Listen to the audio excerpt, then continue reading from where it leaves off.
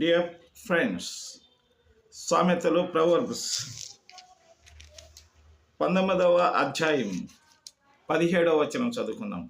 బీదలను కనికరించువాడు యెహోవాకు అప్పిచ్చువాడు, వాని ఉపకారమునకు ఆయన ప్రత్యుపకారము చేయును అని వ్రాయబడి ఉంది.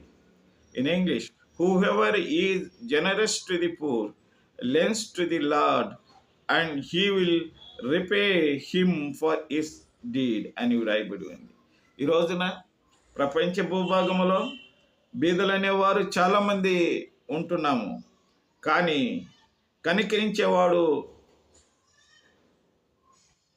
చాలామంది అరుదుగా ఉంటున్నారు.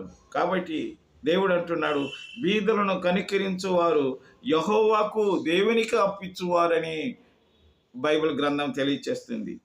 అట్టి వారికి ఆ దేవుడు ఉపకారము, ఆయన ప్రత్యుపకారం చేసే దేవుడని తెలియచేస్తుంది. కాబట్టి ఈరోజు అపకారాన్ని మనసులో పెట్టుకోకుండా ఉపకారం చేసేటువంటి మనస్తత్వం కలిగి జీవించడం గాక. ఆమేన్.